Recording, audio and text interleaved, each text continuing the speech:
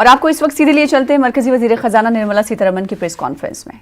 So that itself shows it is just not a pent-up demand, but also a strong pitch for recovery. The next is about the energy consumption growth. That's been at a very high level. If you look at year-on-year comparison, it's at 12% October to October, 20, 21.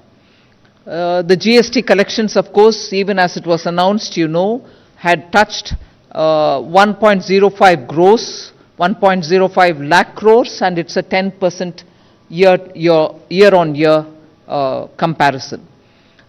Daily railway freight tonnage also has grown by 20% year-on-year, and if you were to look at the previous week comparison, we are taking it that it is year-on-year 12% was the figure earlier.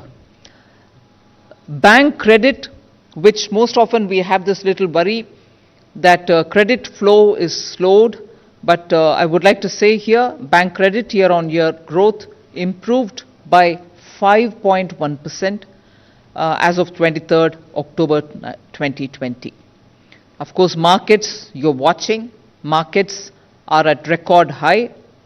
Record market capitalization is happening.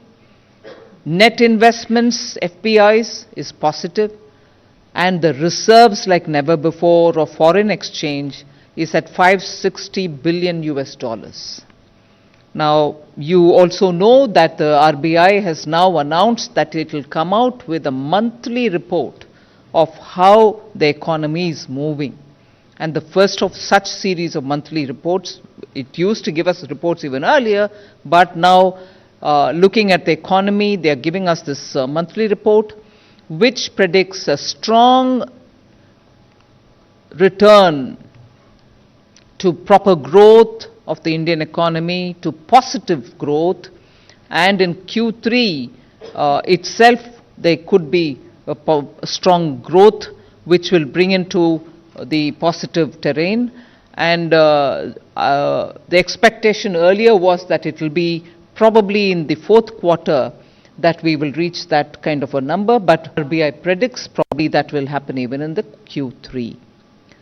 You also seen that several prominent economists have been writing as to what is the nature of this rebound, and it is just not due to pent-up demand. It's a sustainable, strong economic growth that which is being read by many economists who have been writing and also noticing that this growth is also getting energized by the unrelenting reform pitch with which a lot of strong steps towards systemic reforms are being taken by the government. So this is the strong recovery picture which I'd like to put before you. And like the earlier announcements, I'll do it in English and Anuragji would do it in Hindi. Before I go in for the Hindi, it's also important for us, and I'm sure many of you all have noticed, that Moody's today have come out with the numbers for Indian economy, saying that earlier they were talking about 9.6 negative growth for India, which they have now reassessed and said that it won't probably be at 9.6 negative, it might probably just be 8.9 negative.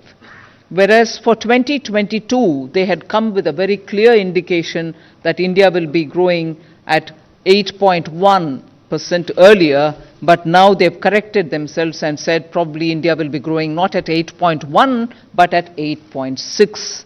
So even these kind of assessments which are being made by agencies are indicating that there is a correction which is happening in a positive direction for India.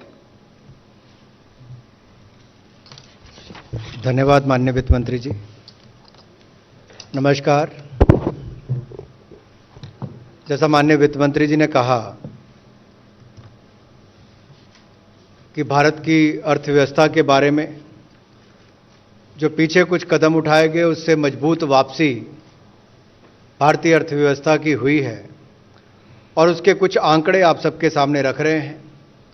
सबसे बड़ी चुनौती थी कोविड-19 महामारी से लड़ने की, और ये भी स्पष्ट दिखता है कि जहां 10 लाख केसेस से कम होकर ये 4,79,000 केसेस रह गए हैं, वहीं पे मृत्यु दर भी देखा जाए तो मात्र 1.47%, यानी कि दुनिया में सबसे कम में से एक है।